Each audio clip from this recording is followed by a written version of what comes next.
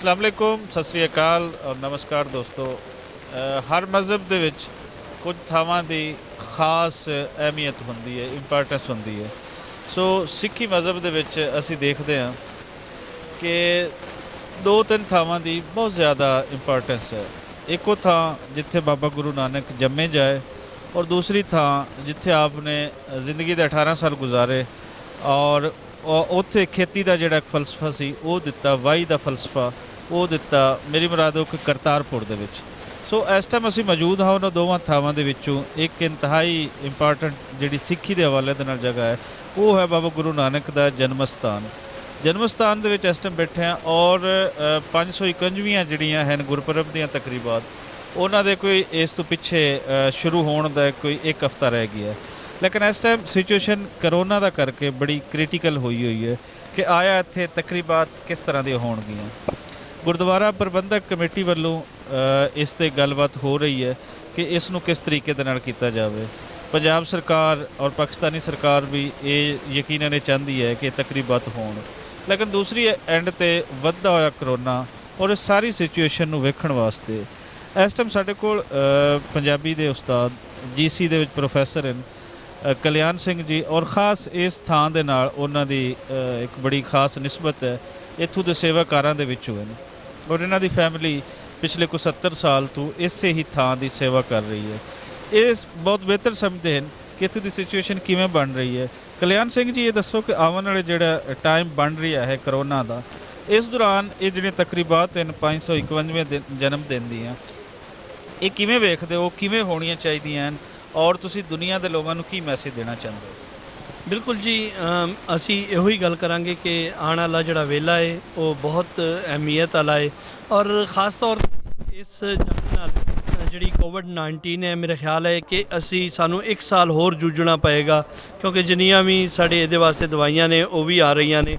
ਸੋ ਇਹ ਜਿਹੜਾ ਗੁਰਪੁਰਬ ਹੈ ਇਹ ख़ास ਤੌਰ 'ਤੇ ਇਹ ਸਾਨੂੰ ਕੋਵਿਡ-19 ਵਿੱਚ ਹੀ ਗੁਜ਼ਾਰਨਾ ਪਏਗਾ। ਔਰ ਮੇਰੀ ਬੇਨਤੀ ਹੈ ਸੰਗਤਾਂ ਨੂੰ ਕਿ ਉਹ ਜਿਹੜੇ ਮੁਲਕ 'ਚੋਂ ਆ ਰਹੇ ਨੇ ਉੱਥੇ ਰਹਿ ਕੇ SOPs ਦੇ ਉੱਤੇ ਅਮਲ ਕਰਨ ਔਰ ਫਿਰ ਇੱਥੇ ਆ ਕੇ ਵੀ ਪਾਕਿਸਤਾਨ ਸਰਕਾਰ ਵੱਲੋਂ ਜੋ ਵੀ SOPs ਦਿੱਤੇ ਜਾਂਦੇ ਹਨ ਉਸ ਦੇ ਉੱਤੇ ਵੀ ਪੂਰੇ ਅਮਲ ਕਰਨ, ਤਾਂ ਜੋ ਅਸੀਂ ਜਿਹੜਾ ਹੈ ਸਿੱਖ ਧਰਮ ਦੇ ਮੁਤਾਬਕ ਜਿਹੜਾ ਗੁਰਪੁਰਬ ਹੈ ਉਸ ਨੂੰ ਮਨਾ ਸਕੀਏ।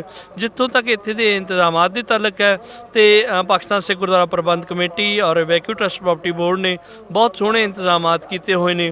ਖ਼ਾਸ ਤੌਰ 'ਤੇ ਉਹਨਾਂ ਦੇ SOPs ਦੇ ਬਾਰੇ ਵੀ ਉਹਨਾਂ ਨੇ ਲਿਖ ਕੇ ਲਾਇਆ ਹੋਇਆ ਹੈ ਔਰ SOPs 'ਤੇ ਉਹ ਪੂਰੀ ਤਰ੍ਹਾਂ ਅਮਲ ਵੀ ਕਰ ਰਹੇ ਨੇ। ਪਾਕਿਸਤਾਨੀ ਸੰਗਤਾਂ ਨੂੰ ਉਹਨਾਂ ਨੇ ਬੇਨਤੀ ਵੀ ਕੀਤੀ ਹੈ ਕਿ ਉਹ ਘੱਟ ਤੋਂ ਘੱਟ ਆਉਣ ਤਾਂ ਕਿ ਬਾਹਰੋਂ ਜਿਹੜੇ ਸੰਗਤਾਂ ਨੇ ਉਹ ਵੱਧ ਤੋਂ ਵੱਧ ਆ ਸਕਣ। ਖ਼ਾਸ ਤੌਰ 'ਤੇ ਹਿੰਦੁਸਤਾਨ ਤੋਂ ਵੀ ਸੰਗਤਾਂ ਆ ਰਹੀਆਂ ਨੇ, ਸੋ ਉਹ ਵੀ ਵੱਧ ਤੋਂ ਵੱਧ ਆ ਸਕਣ। ਸੋ ਮੈਂ ਇਹੋ ਹੀ ਬੇਨਤੀ ਕਰਾਂਗਾ ਆਪਣੀਆਂ ਸੰਗਤਾਂ ਨੂੰ ਕਿ ਉਹ ਜਿਸ ਕੰਟਰੀ ਤੋਂ ਵੀ ਆਉਣ ਪਹਿਲੇ ਉੱਥੋਂ ਦੇ SOPs ਦਾ ਖਿਆਲ ਰੱਖਣ, ਆਪਣਾ ਖਿਆਲ ਰੱਖਣ, ਕਿਉਂਕਿ ਆਪਣੇ ਤੋਂ ਵੱਧ ਕੇ ਕੋਈ ਚੀਜ਼ ਨਹੀਂ ਹੈ। ਫਿਰ ਅਗਰ ਉਹ ਇੱਥੇ ਵੀ ਆਉਂਦੇ ਨੇ ਤੇ ਇੱਥੇ ਦੇ SOPs ਦੇ ਮੁਤਾਬਕ ਵੀ ਆਪਣੇ ਆਪ ਨੂੰ ਢਾਲਣ, ਕਿਉਂਕਿ ਇੱਥੋਂ ਦੇ SOPs ਹੋਰ ਵੀ ਸਖਤ ਹੋਣਗੇ। ਉਹਨਾਂ ਵਾਸਤੇ ਇੱਕ ਵੱਖਰੀ ਥਾਂ ਹੋਏਗੀ, ਉਹਨਾਂ ਵਾਸਤੇ ਇੱਥੇ ਰਹਿਣ ਵਾਸਤੇ ਵੀ ਵੱਖਰੀ ਥਾਂ ਹੋਏਗੀ। ਸੋ ਉਹ ਅਗਰ SOPs ਦੇ ਉੱਤੇ ਪੂਰੀ ਤਰ੍ਹਾਂ ਅਮਲ ਕਰਦੇ ਨੇ ਤਾਂ ਮੇਰਾ ਖਿਆਲ ਹੈ ਕਿ ਉਹਨਾਂ ਦੀ ਵੀ ਬਚਤ ਹੋਏਗੀ ਔਰ ਜਿਹੜੇ ਆਏ ਹੋਏ ਯਾਤਰੀਆਂ ਸ਼ਰਧਾਲੂਆਂ ਦੀ ਵੀ ਬਚਤ ਹੋਏਗੀ। ਸੋ ਅਗਰ ਅਸੀਂ ਇਸ 551 ਮਨਾ ਰਹੇ ਹਾਂ ਔਰ ਕੋਵਿਡ-19 ਨਾਲ ਹੀ ਮਨਾ ਰਹੇ ਹਾਂ, ਸੋ ਸਾਨੂੰ SOPs ਦੇ ਉੱਤੇ ਪੂਰਾ ਖਿਆਲ ਰੱਖਣਾ ਹੋਏਗਾ। ਬੜੀ ਸੋਹਣੀ ਗੱਲ ਕੀਤੀ ਕਲਿਆਣ ਸਿੰਘ ਕਲਿਆਣ ਜੀ। ਬਿਲਕੁਲ ਕਿ ਸਾਨੂੰ ਕਰੋਨਾ ਦੇ ਨਾਲ ਹੀ ਜੀਣਾ ਹੋਏਗਾ। ਕਰੋਨਾ ਸਾਡੇ ਨਾਲ ਹੀ ਰਹੇਗਾ, ਇਹ ਕਦੀ ਘਟ ਜਾਏਗਾ, ਕਿਤੇ ਬੇਇਹਤਿਆਤੀ ਦੀ ਵਜ੍ਹਾ ਤੋਂ ਵੱਧ ਜਾਏਗਾ ਔਰ ਅਗਰ ਅਸੀਂ ਇਹਤਿਆਤ ਕਰਾਂਗੇ ਤਾਂ ਇਹਦੇ ਵਧਣ ਦੇ ਚਾਂਸਸ ਉਤਨੇ ਘੱਟ ਹੋਣਗੇ।